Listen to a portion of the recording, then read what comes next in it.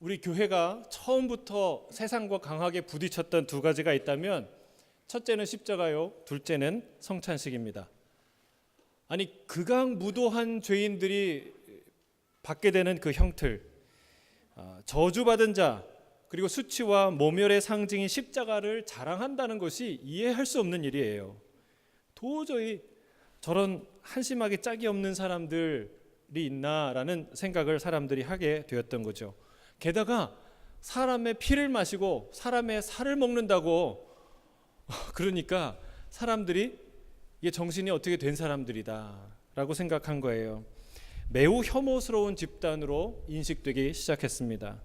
그러나 여러분, 그런 오해를 한 몸에 받으면서도 이 두 가지, 십자가와 성찬식, 주님의 살과 피, 여러분 이것은 복음에서 결코 빼놓을 수 없었던 중요한 것이 되었습니다. 왜냐하면 이것은 포기할 수 없는 복음의 핵심 중에 핵심이 되었기 때문에 그렇습니다. 이것은 대대로 그리스도인들의 자랑이었고 그리고 은혜의 원천이 되었기 때문에 그렇습니다. 저는 저와 여러분이 복음을 자랑하는 성도가 되길 주의 이름으로 축복합니다. 절대로 이 복음 앞에서, 십자가의 복음 앞에서 뒤로 물러서지 않는 자들이 되길 주의 이름으로 축복합니다. 오히려 거치는 돌과 같이 보이는 이 십자가 안에 담겨있는 하나님의 놀라운 지혜와 사랑과 능력을 거침없이 자랑하는 저와 여러분이 되길 주의 이름으로 축복합니다. 특히 오늘 성만찬이 무슨 의미인지, 그 성만찬이 의미하고 있는 십자가에 대해서 주님이 하나하나 가르쳐 주시는데 그 놀라운 비밀을 깨닫게 되길 주의 이름 축복합니다. 오늘 본문 17절부터 19절까지예요. 같이 읽겠습니다. 시작.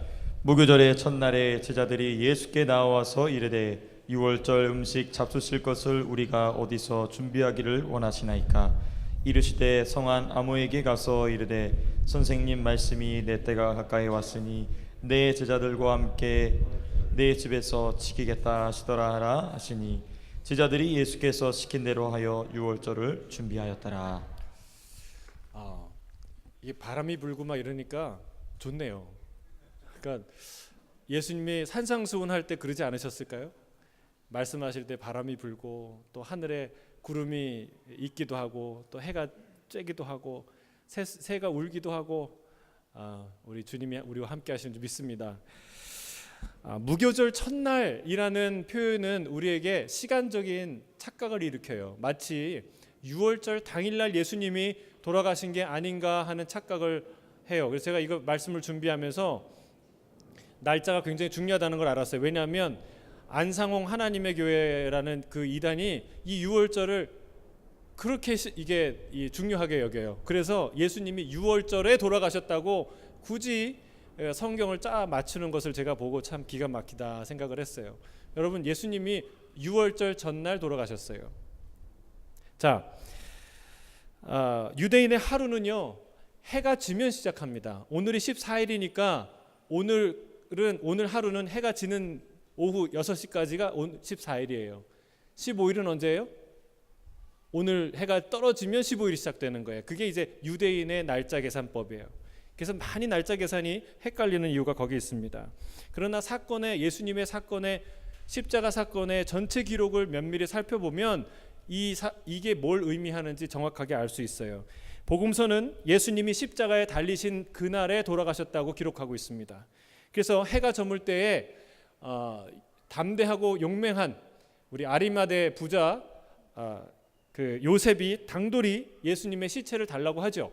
그때 성경은 정확하게 기록하고 있는데 그때가 언제냐면 준비일 곧 안식일 전날이라고 명확하게 기록해요. 이제 해가 떨어지면 안식일이 시작되는 거예요. 그러니까 유월절이 시작되는 것이죠. 그러니까 그 하루 전이 준비일인데 그 준비일 날 돌아가신 거예요. 그러니까 그 준비일은 언제 시작했겠어요? 그 전날 저녁에 시작되는 거예요. 예수님이 그 전날 저녁에 제자들과 함께 만찬을 하고 겟세마네 동산에 가서 기도하시고 또 예수님이 사로잡히시고 그 새벽과 아침 사이에 재판을 받으시고 오전에 십자가를 지고 올라가신 거예요. 그리고 십자가에 달리시고 그 오후 3시에 운명하시는 것이죠. 주님은 유월절 만찬을 하루 먼저 준비일에 드시려고 했습니다. 왜냐하면 유월절이 시작되기 전에 십자가 달려 죽으실 것을 미리 주님이 아셨기 때문에 그렇습니다. 누가복음 22장 14절이에요. 이렇게 말하고 있어요. 주님이 말씀하십니다. 함께 읽겠습니다. 시작. 이르시되 내가 고난을 받기 전에 너희와 함께 이 유월절 먹기를 원하고 원하였노라. 예수님이 이 식사를 함께 하기를 원하고 원하셨다고 말하고 있어요. 간절히 원하셨다는 뜻이죠. 여러분, 주님이 먹기를 탐하는 자라는 그런 비난을 받긴 하셨지만 결코 먹는 것에 목숨을 거시는 분이 아니죠.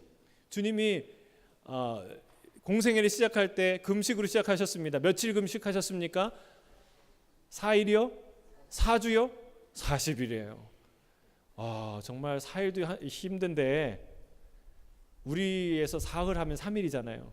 3일도 힘들더라고요. 근데 주님이 40일을 금식하신 분이에요. 그리고 이 오병이어의 기적 이후에 많은 사람들이 또 같은 기적을 원하면서 좀 먹을 것을 얻어 먹을까 따라다니는 사람들에게 주님이 뭐라고 얘기하셨어요? 썩을 양식을 위해 일하지 말고 썩지 아니할 것을 위해서 일을 하라. 주님이 분명히 말씀하셨어요. 주님은 먹는 것에 목숨을 거는 분이 아니에요. 근데 왜 간절히 이 식사를 기다렸다고 말할까요?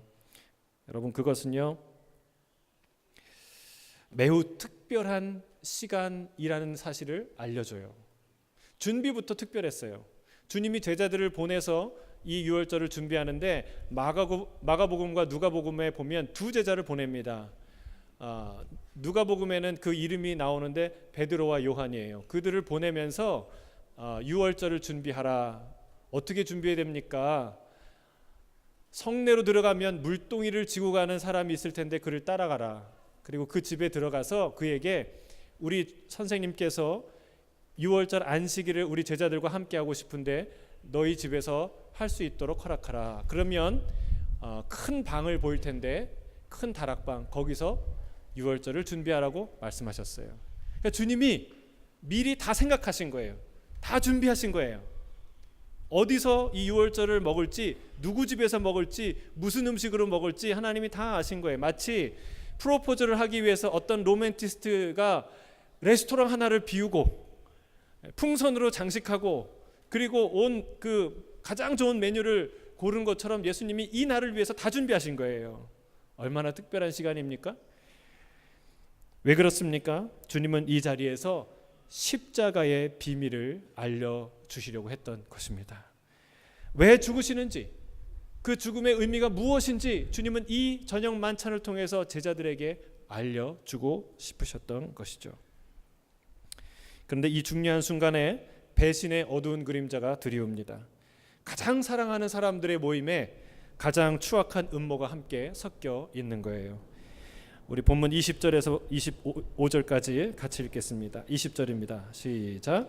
저물 때에 예수께서 12 제자와 함께 앉으셨더니 그들이 먹을 때에 이르시되 내가 진실로 너희에게 이르노니 너희 중에 한 사람이 나를 팔리라 하시니 그들이 몹시 근심하여 각각 여짜오되 주여 나는 아니지요. 대답하여 이르시되 나와 함께 그릇에 손을 넣는 그가 나를 팔리라. 인자는 자기에 대하여 기록된 대로 가거니와 인자를 파는 그 사람에게는 화가 있으리로다. 그의 삶 차라리 태어나지 아니하였더라면 제게 좋을 뻔하였느니라. 예수를 파는 유다가 대답하여 이르되 비어 나는 아니지요. 대답하시되 내가 말하였도다 하시니라. 저물 때에, 그러니까 13일이 저물고 14일이 시작되는 시간이죠. 6월절 준비일이 시작되었습니다. 단 하루 저녁이었으나 너무나 많은 일들이 벌어지는 기나긴 밤이 시작되었습니다. 마지막 만찬이 시작되었죠. 제자들이 주님과 함께 저녁을 먹습니다. 여기에는 이미 대제사장의 무리를 찾아가서 내가 예수를 넘겨주겠다고 은 30을 받아 챙긴 가룟 유다도 함께 했습니다. 그리고 그 만찬이 시작되자 주님이 말씀하시죠. 너희 중에 한 사람이 나를 팔리라. 여러분, 왜 자꾸 주님이 앞으로 일어날 일에 대해서 자꾸 말씀하실까요? 그 말씀을 하시면서 그 일을 피해가는 것도 아니고 그 일을 미리 예방하는 것도 아닌데 왜 자꾸 앞으로 일어날 일들을 하시는 것일까요? 그것은 다 제자들의 믿음을 위해서 하시는 겁니다. 이 사건이 우발적으로 일어난 일이 아니다. 예수님의 무능으로 일어난 일이 아니다. 오히려 하나님의 그 끝없는 사랑과 헌신과 능력으로 참으신 십자가의 길이다. 대제사장의 무리가 승리한 것이 아니고 하나님의 말씀을 이루기 위해 의도대로 이루어진 사건임을 알려주기 위해서입니다. 그러나 여기에 더 한 가지 중요한 뜻이 있었어요. 뭐가 있었을까요? 그것은 제자 유다를 향한 예수님의 사랑이에요. 마지막으로 그를 부르고 싶은 거예요. 마지막으로 그에게 기회를 주고 싶은 거예요. 자신을 팔자가 여기 있다는 예수님의 말씀에 유다의 마음이 얼마나 뜨끔했겠어요. 하지만 그는 이내 능청스럽게도 나는 아니지요 라고 다른 제자들과 함께 묻습니다. 주님은 내가 말하였다. You have said so. 주님이 말씀하셨어요. 주님의 대답은 참 지혜로워요. 가룟 유다에게는 그래 바로 너다 라고 들렸을 테고, 다른 제자들에게는 그래 내가 말한 것처럼 너는 아니야 라고 들렸을 거예요. 다른 사람은 다 몰라요. 그러나 본인은 알죠. 아니 끝까지 이 가룟 유다가 예수님을 의심해서 확인하고 싶어서 질문했을 수 있어요. 과연 이거를 알까? 나라는 걸 알까? 사랑하는 성도 여러분, 주님이 이렇게 얘기하면 알고 얘기한 걸까요? 모르고 얘기한 걸까요? 여러분, 그래 네가 말했다라고 말했을 때, 가룟 유다에게 말했을 때 내가 유다라면 어떻게 해야 됐을까요?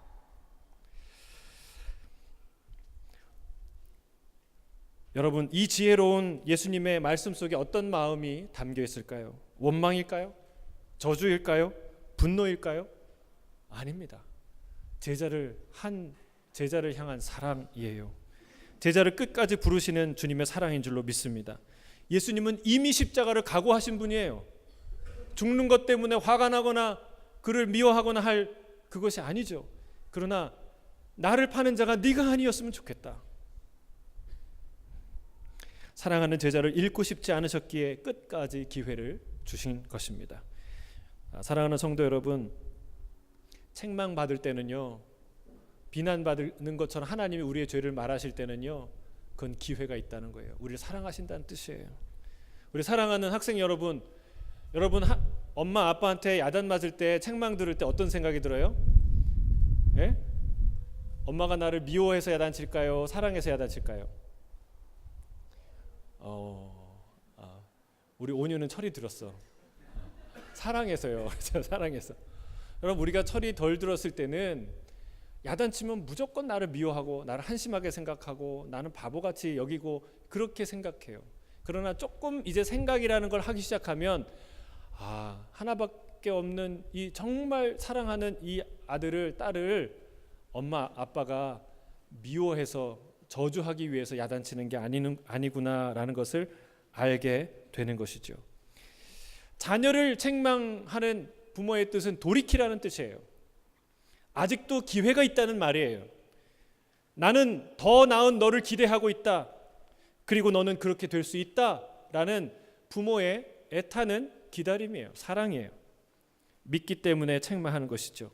만약 어떤 사람에게 철저하게 절망했다면, 완전히 관심이 없는 사람이라면 누가 그를 붙들고 피곤하게 야단을 치고 싫은 소리를 하겠습니까?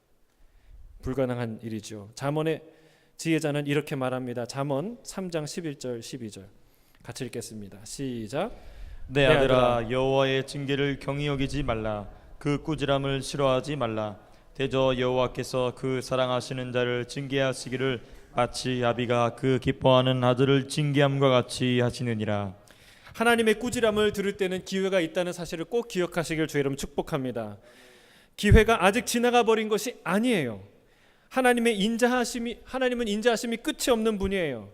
차라리 태어나지 않았으면 좋을 뻔했도다라고 말하는 그 순간에 조차 무릎을 꿇고 회개를 했다면 가룟 유다는 구원을 받았을 것입니다. 주님, 그렇습니다. 접니다. 제가 죄인입니다. 제가 정말 바보 같은 생각을 했습니다. 내가 돈 몇 푼에 스승을 팔아넘기는 파렴치하고 어리석은 놈입니다 라고 회개를 했다면 여러분, 그게 창피한 일인가요? 네, 당장은 창피한 일이겠죠, 다른 제자들 앞에서. 그러나 그는 그렇게 하지 않음으로 인해서 더욱 창피한 인생이 되어버렸습니다. 밧세바를 범하고 우리아를 죽인 다윗이 그 범죄를 시인하고 그 이후에 창피한 인생이 되었습니까? 그렇지 않습니다. 그는 진정한 용기 있는 왕으로 우리에게 기억됩니다. 끝까지 하나님의 사랑받는 참된 예배자로 살았습니다. 여러분, 꼭 기억하시길 주의 여러분 축복합니다. 지금 여러분이 영생의 복음을 듣고 있다면, 누군가에게 회개의 메시지를 듣고 있다면, 그것은, 그 하나님의 책망은 여러분 한 영혼을 부르시는 하나님의 사랑인 줄 믿습니다. 가룟 유다가 회개를 하면 그럼 예수님 십자가 어떻게 지세요? 아마 이렇게 사람들이 생각하는 사람이 있어요. 누군가 예수님을 팔아야 될 것인데 가룟 유다가 그럼 그 일을 해야 되지 않겠습니까? 여러분, 대단한 착각이에요. 예수님을 죽이고자 하는 사람이 많았습니까? 적었습니까? 가룟 유다 하나였습니까? 아니에요. 그들 중에 한 명이 쓰임 받았을 거예요. 여러분, 유월절은 다음에도 기회가 있어요. 여러분, 그러나 한 영혼은 다음에 기회가 없는 것이죠. 가룟 유다를 살리기 위해서 주님은 반드시 계획을 바꾸셨을 거예요. 누군가 그 배신의 역할을 해야 한다면 그것은 당신이 아니기를 주의 이름 축복합니다. 주님을 배반하는 일에 결코 저와 여러분이 쓰임받는 일이 없기를 주의 이름으로 축복합니다. 주님 부르실 때, 책망하실 때 반드시 회개하시기를 주의 이름 축복합니다. 그것은 부끄러운 순간이 아니라 영원토록 기억할 아름다운 사랑의 영광의 순간이 될 것입니다. 오늘 본문 26절 우리 읽겠습니다. 26절입니다. 시작. 그들이 먹을 때에 예수께서 떡을 가지사 축복하시고 떼어 제자들에게 주시며 이르시되 받아서 먹으라, 이것은 내 몸이니라 하시고. 이제 이 만찬의 하이라이트예요. 떡과 잔을 나누시면서 십자가의 의미를 설명해 주시는 순간입니다. 주님은 먼저 떡을 떼십니다. 그리고 받아 먹으라, 이것은 내 몸이다 말씀하셨어요. 여러분, 언뜻 들으면 끔찍한 얘기예요. 쇼킹한 얘기예요. 그 말이 사실 실제가 아니더라도 누가 살을 찢어서 떼어서 우리에게 줍니까? 근데 빵을 주면서 이거 내 살이야, 내가 찢어서 너에게 주는 살이야 라고 하면 그 떡 먹기 쉽지 않아요. 근데 제자들이 얼마나 당황스럽겠어요. 그러나 다행스럽게도 제자들에게 이 말씀을 처음 하신 게 아니라는 거예요. 주님이 오병이어의 기적 후에 다시 떡을 만들어 달라고 쫓아다니는 그 백성들을 향해서, 군중들을 향해서 주님이 이렇게 말씀하셨어요. 요한복음 6장 48절 그리고 51절에 같이 읽겠습니다. 시작. 내가 곧 생명의 떡이니라. 너희 조상들은 광야에서 만나를 먹어서도 죽었거니와 이는 하늘에서 내려오는 떡이니 사람으로 하여금 먹고 죽지 아니하게 하는 것이니라. 나는 하늘에서 내려온 살아있는 떡이니 사람이 이 떡을 먹으면 영생하리라. 내가 줄 떡은 곧 세상의 생명을 위한 내 살이니라 하시니라. 아멘. 여러분, 생명의 떡이라고 말씀하셨습니다. 여기는 어떤 의미가 있을까요? 크게 두 가지 의미가 있어요. 첫 번째는요, 말 그대로 생명이에요. 따라하겠습니다. 십자가는 생명입니다. 하늘에서 내려오는 떡은 사람으로 하여금 먹고 죽지 않게 하는 것이라고 주님이 말씀하셨어요. 떡을 먹어야 삽니다. 우리가 떡이라고 번역했지만 그들은 떡을 먹지 않고 빵을 먹었잖아요. 그러니까 우리의 밥에 해당하는 거예요. 여러분, 우리가 밥 먹어야 삽니다. 누군가 곡기를 끊으면 곧 돌아가시겠구나라고 생각해요. 우리는 먹지 않으면 죽고 맙니다. 광야에서 이스라엘 사람들이 처음으로 경험한 게 뭐예요? 배고픔이에요. 애굽에서는 고생했지만 배고픔은 경험하지 않았어요. 이 절대적인 배고픔, 양식이 없는 두려움, 이것은 경험하지 않았어요. 그러나 여러분, 이 광야를 끌어내서 진짜 하나님이 이들에게 경험하게 하고 싶어 했던 게 뭘까요? 이 배고픔 뒤에 있는 하늘에서 하나님이 양식을 주시고 하나님이 먹이시는 이 배부름을 경험하게 하고 싶으셨던 사실이에요. 근데 이 하나님이 직접 먹이시는 이 경험은요, 광야가 아니면 못하는 거예요. 애굽에서는 절대 못하는 거예요. 내가 손에 쥐고 있던 모든 것, 내가 기대고 기대할 수 있는 모든 것을 다 내려놓지 않을 때는, 그것들로부터 단절되지 않을 때에는 경험할 수 없는 거예요. 비로소 내 모든 것이 끊어지고 내가 광야에 홀로 서 있을 때, 그때야 비로소 하늘에서 오는 하나님의 양식을 경험하게 되는 것이죠. 그게 그 이름도 신비한 만나였어요. 이게 음식이 맞나? 이건 맛있는 만나는 음식이에요. 계속해도 잘 안 터지네요. 우리가 이 음식을 통해 주님과 만나죠. 참 이름이 신비해요. 어떻게 히브리 말인데 우리나라 말로 말해도 참 여러 가지의 의미를 우리가 담을 수 있어요. 그 신비한 음식, 하늘의 음식 만나를 우리에게 주셨어요. 여러분, 어떻게 먹고 살까 걱정했는데 근데 살게 되잖아요. 이민 와서 영주권도 없고 직업도 없고 뭘 먹고 사나 그랬는데 여러분 살게 되셨잖아요. 여러분, 내가 상상할 수 없고 생각할 수 없는 곳으로부터 도움들이 오기 시작했잖아요. 여러분, 그게 뭐예요? 그게 만나라는 거예요. 하나님의 공급하시는 만나. 그 말이 맞나 생각하시는 분이 있는 것 같은데 맞습니다. 그러나 광야에서 먹은 만나는 영원히 살게 하지 못합니다. 결국 광야에서 그들은 죽었어요. 주님이 십자가를 통해 우리에게 주고 싶으셨던 것은 영원한 생명을 주는 하늘의 만나예요. 여러분, 이걸 기억하셔야 돼요. 여러분, 주님이 진짜 여러분 한 사람 한 사람을 위해서, 우리를 위해서 꿈꾸시는 것은 잠깐 동안 잘 사는 게 아니라 영원히 잘 사는 거예요. 아멘이십니까? 잠깐 동안 이 땅에서 그럭저럭 잘 사는 게 아니라 영원히 잘 사는 거예요. 끊임없이 영원토록 주님과 함께 그 나라에서. 여러분, 이게 주님의 비전이고 꿈이에요. 그래서 우리에게 그냥 이 땅에서 잘 살면 대충 축복하시고 끝나셨겠죠. 그러나 영원히 잘 사는 생명을 주시기 위해 하나밖에 없는 아들을, 하나밖에 없는 당신의 생명을, 당신의 살과 피를 우리에게 주셨다는 사실이에요. 이게 십자가의 의미예요. 요한복음 6장 53절에 같이 읽겠습니다. 시작. 예수께서 이르시되 내가 진실로 진실로 너희에게 이르노니 인자의 살을 먹지 아니하고 인자의 피를 마시지 아니하면 너희 속에 생명이 없느니라. 십자가는 생명인 줄 믿습니다. 아멘. 당신의 생명을 우리의 죽음과 맞바꾸셨습니다. 주님은 십자가를 통해 이 생명의 만찬으로 오늘도 우리를 초대하시는 줄 믿습니다. 아멘. 이 살을 먹고 이 피를 마시면 우리가 살아나는 것입니다. 이렇게 놀라운 은혜와 지혜와 능력이 세상 어디에 있습니까, 여러분? 주님 주시는 떡, 곧 당신의 살을 먹을 때 우리의 죄와 불의는 죽고 우리의 영혼은 살아나는 줄 믿습니다. 아멘. 값없이 주시는 이 놀라운 음식을 모두 빠짐없이 다 먹고 누리게 되길 주의 이름으로 축복합니다. 이 떡의 두 번째 의미는 연합이에요. 따라하겠습니다. 십자가는 연합입니다. 떡을 먹으면 떡이 내 안에 들어오잖아요. 그리고 그 떡은 내 몸에서 녹아서 내 피가 되고 내 살이 되지 않습니까? 결국 나로부터 분리해낼 수 없는 나가 되는 것이죠. 나는 그 떡의 힘으로 살게 됩니다. 그래서 십자가는 연합이에요. 우리는 십자가에서 주님과 함께 죽고 주님과 함께 사는 줄로 믿습니다. 내 죄는 죽고 주의 의로 우리는 다시 살게 되는 것이죠. 주님은 언제나 우리 안에 사는 줄로 믿습니다.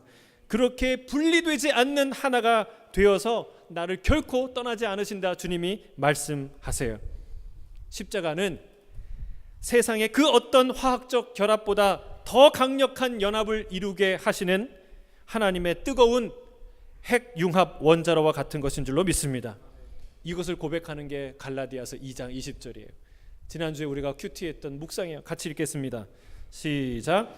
내가 그리스도와 함께 십자가에 못 박혔나니 그런즉 이제는 내가 사는 것이 아니요 오직 내 안에 그리스도께서 사시는 것이라. 이제 내가 육체 가운데 사는 것은 나를 사랑하사 나를 위하여 자기 자신을 버리신 하나님의 아들을 믿는 믿음 안에서 사는 것이라. 아멘, 아멘. 여러분 암송하고 기억하기 바랍니다. 내가 그리스도와 함께 십자가에 죽었어요. 그리고 내 안에 사는 것은 누가 삽니까? 예수 그리스도가 산다고 고백하는 거예요. 여러분 이런 연합이 우리 안에 일어난 줄 믿습니다. 이게 십자가라는 거예요. 주님이 내 안에 사십니다. 주의 살을 먹고 주의 피를 마신 자는 그 떡이 나와 하나 되듯이 주님이 나와 함께 계십니다. 더 놀라운 또 하나의 사실은 뭐냐면 그 주님 안에서 우리도 하나가 된다는 거예요. 할렐루야.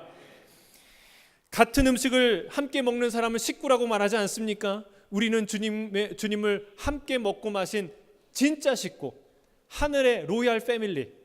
그럼 피를 나눈 식구보다 더 놀라운 하나 된 식구예요. 우리 옆에 있는 분에게 그렇게 얘기하겠습니다. 우리는 진짜 식구입니다. 우린 주의 피와 주의 살로 여러분 우리가 하나가 된 줄로 믿습니다.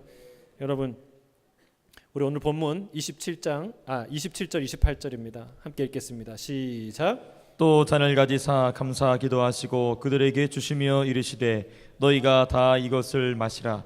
이것은 죄사함을 얻게 하려고 많은 사람을 위하여 흘리는 바 나의 피 곧 언약의 피니라. 주님은 두 번째로 제자들에게 잔을 주십니다. 그리고 이것은 나의 피 곧 언약의 피라고 말씀하십니다. 이 잔의 의미는 무엇일까요? 여기도 크게 두 가지 의미가 있습니다. 첫 번째는요, 죄사함이에요. 죄사함. 따라하겠습니다. 십자가는 죄사함입니다. 잘 기억하세요. 주님이 이걸 원하고 원하셨어요. 이 식사를 통해서, 이 만찬을 통해서 십자가의 진짜 의미를 우리에게 깨우치시는 거예요. 십자가의 세 번째 의미는 죄사함이에요. 주께서 친히 이것을 죄사함을 얻게 하려고 많은 사람을 위하여 흘리는 나의 피라고 말씀하셨습니다. 히브리서 9장 22절에는요, 모든 것이 피로써 정결하게 되나니 피 흘림이 없은즉 사함이 없느니라 말씀하십니다. 구약의 제사 제도를 뜻하는 거예요. 여러분 제물의 희생 곧 그 피로 말미암아 죄가 사해졌다는 말입니다. 우리가 여기서 깨달아야 하는 것은 죄의 삭은 사망이라는 거예요. 죄는 죽어야 끝나는 운명이에요. 죄를 조금이라도 갖고 있는 사람은 마치 암세포를 몸에 갖고 있는 사람처럼 그걸 제거하지 않으면 살 수 없는 것이죠. 그래서 주님은 하나님은 용서의 길로 제물의 목숨을 원하셨어요. 제물의 피를 원하셨어요. 우리를 살리는 대신 양과 소의 목숨을 대신 받으신 것이죠. 이것을 대속이라고 합니다. 대속. 하지만 여러분 생각해 보세요. 이것은 하나의 상징에 불과합니다. 사람의 죄가 어떻게 한낱 동물의 죄로 씻김을 받을 수 있겠습니까? 만약에 그것이 가능하다면, 그게 완전한 이 결말이라면 아담과 하와가 죄를 짓고 왜 에덴 동산에서 쫓겨나야 되겠습니까? 양을 잡아서 제사 드리고 말지. 그러나 그게 아니라는 거예요. 이 하나님의 주신 이 구약의 제사 제도는 피 흘림으로써 사함받는 이 대속의 제도는 하나의 상징이라는 거예요. 하나의 약속이라는 거예요. 여러분 누가 어디에서 성취하셨습니까? 그게 바로 십자가라는 거예요.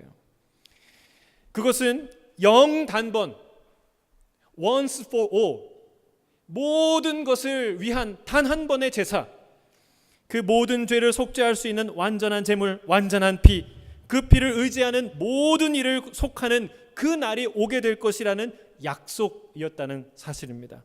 여러분 이 약속은 어디에서 언제 성취됩니까? 그게 바로 예수 그리스도예요. 그게 바로 십자가라는 사실입니다. 그래서 세례 요한은 이렇게 예수님을 보고 증언하였죠. 뭐라고 증언했습니까? 보라, 세상 죄를 지고 가는 어린 양이로다. 사랑하는 성도 여러분, 이 복음을, 이 자랑스러운 복음, 이 위대한 복음을 꼭 붙드시길 주의 이름 축복합니다. 다른 것으로서 죄 사함 받을 수 없어요. 주님이 단 하나밖에 없는 아들, 단 하나밖에 없는 살과 피 생명을 찢으면서 우리에게 주신 이 놀라운 자유와 죄 사함의 능력인 줄로 믿습니다. 그래서 바울은요, 다시 이 복음을 듣고도 다시 율법주의로 돌아가는 사람들에게 말합니다. 어리석게 다시 율법의 굴레를 지지 마라. 다시는 종의 멍에를 매지 마라 라고 말하는 거예요. 사랑하는 성도 여러분, 그 어떤 종류의 종의 멍에도 매지 않게 되기를 주의 이름으로 축복합니다. 십자가 안에서 주신 죄사함의 놀라운 은혜와 자유를 빼앗기지 않는 누리는 저와 여러분이 되길 주의 이름 축복합니다. 이 십자가의 마지막 네 번째, 이 잔의 두 번째 의미는요, 언약이라는 거예요. 따라하겠습니다. 십자가는 언약입니다. 주께서 친히 이것은 나의 피, 언약의 피 죄송합니다. 언약의 피라고 말씀하셨습니다. 히브리서 9장 18절에 첫 언약도 피 없이 세운 것이 아니니라고 말씀하고 있어요. 하나님께서 이스라엘과 시내산에서 언약을 맺으실 때 언약서를 주시고 그것을 낭독하고 백성들에게 피를 뿌렸어요. 그러면서 너희는 나의 언약 백성이다 라고 선언하셨습니다. 이것은 언약의 피다라고 선언하셨어요. 여러분, 성경은 무슨 책이냐? 언약의 책이에요. 그래서 구약, 신약, 약이라는 게 promise, covenant, 약속이라는 거예요. 성경은 약속의 책이에요. 옛 약속과 새 약속에 관한 말씀이에요. 창조주 하나님은 우리에게 찾아오셔서 아담에게 찾아오셔서 약속하셨죠. 내가 그만 한 가지만 지킬 수 있다면 이 모든 에덴 동산과 이 모든 세상을 너의 손에 주겠다. 안타깝게도 아담이 그 약속을 어깁니다.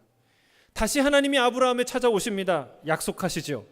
내가 너를 이끌어 가나안 땅을 줄 것이고 그리고 만민의 복이 되게 할 것이다. 그리고 그의 아들 이삭에게도 약속하시고 또 그의 아들 야곱에게도 약속하셨어요. 그리고 드디어는 시내산에서 온 이스라엘과도 약속하셨습니다. 그리고 끊임없이 선지자를 통해 이 약속을 상기시켰고 그리고 또 약속하셨습니다. 약속대로 구원자 예수님께서 이 땅에 오셨고 주님은 내가 흘리는 찢기는 이 살과 피를 먹는 자는 마지막 날에 내가 반드시 살릴 것이다 약속하십니다. 요한복음 6장 54절 57절 마지막으로 함께 읽겠습니다. 시작. 내 살을 먹고 내 피를 마시는 자는 영생을 가졌고 마지막 날에 내가 그를 다시 살리리니 살아계신 아버지께서 나를 보내심에 내가 아버지로 말미암아 사는 것 같이 나를 먹는 그 사람도 나로 말미암아 살리라. 이스라엘 백성은 제물의 피를 뿌려서 언약의 백성이 되었습니다. 여러분, 우리는 무엇으로 언약의 백성이 되었나요? 예수 그리스도의 피 뿌림으로 언약 백성이 된 줄로 믿습니다. 갈라디아서에선 갈라디아인을 통해 에게 뭐라고 얘기합니까? 너희는 아브라함의 자손이라.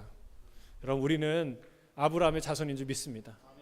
예수 그리스도의 피 뿌림으로 우리는 언약 백성이 되었다는 사실이에요. 할렐루야. 오늘의 말씀을 맺습니다. 주님은 이 최후의 만찬을 원하셨습니다. 십자가의 의미가 무엇인지 제자들에게 가르쳐주고 싶으셨던 것이죠. 남의 것을 빼앗아 주실 수도 있는 분이 그렇게 하지 않으셨어요. 자신의 그 많은 소유 중에 일부를 우리에게 주실 수도 있는 분이 그렇게 하지 않으셨어요. 자신의 살과 피, 단 하나밖에 없는 목숨을 우리에게 주시면서 말씀하셨어요. 정말 이 놀라운 창조주 하나님의 사랑과 은혜를 우리가 무엇에 비유할 수 있겠습니까? 이 위대한 사랑의 성취가 바로 십자가인 줄로 믿습니다. 이 십자가는 우리에게 주시는 영원한 생명이요, 분리할 수 없는 영원한 신비한 연합이요, 말갛게 씻기는 죄사함이요, 확실한 구원의 언약인 줄로 믿습니다. 이 십자가를 붙들며 이 십자가를 사랑하며 이 십자가를 자랑하는 저와 여러분이 되기를 주의 이름으로 축복합니다. 아멘.